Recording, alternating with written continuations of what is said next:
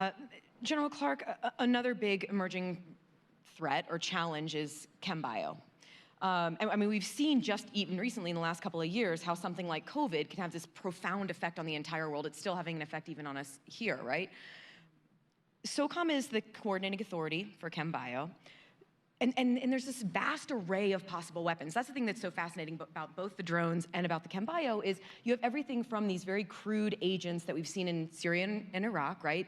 Sarin, mustard gas, to where do you see the current threat from ChemBio?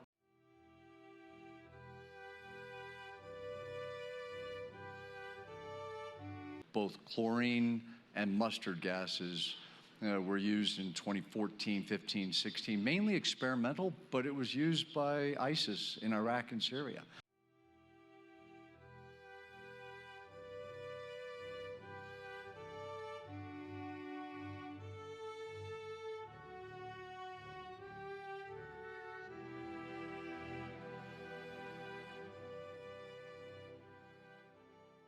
And through some lethal activities, took some of the purveyors that had used those weapon systems off the battlefield. But that just should prove to all of us that it's pretty simple to do it.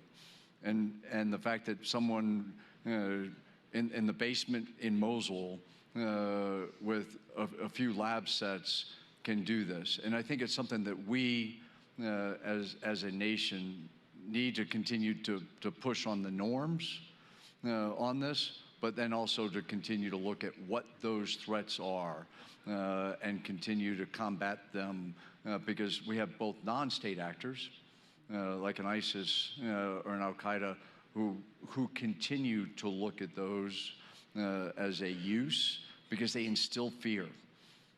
They instill fear and are basically a terrorist weapon system. So we have to ensure that we can protect our own forces that are in the proximity, which we're developing new capabilities to do that. But we also have to be aware that they can use them. But then I think from a state perspective, when, as you just mentioned, Russia is willing to use those against political opponents, they're willing to use them on their own soil, but then to go in on the soil of a NATO ally, the UK, and use those, again, low-cost barrier into this arena. And as we go into the future, we have to be prepared for that eventuality. And I don't think we talk about it as much as we should and look for methods to continue to combat it. Yeah, so to be clear, I think one of the things we're talking about here is that there are now weapons under development and developed that are designed to target specific people.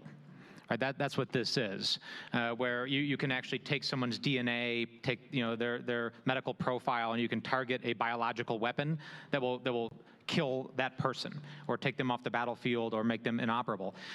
So you can't have a discussion about this without talking about privacy and commercial data and the protection of commercial data, because expectations of privacy have degraded over the last 20 years. Young folks actually have very little expectation of privacy. That's what the polling and the data show. And people will very rapidly spit into a cup and send it into 23andMe and get really interesting data about their background.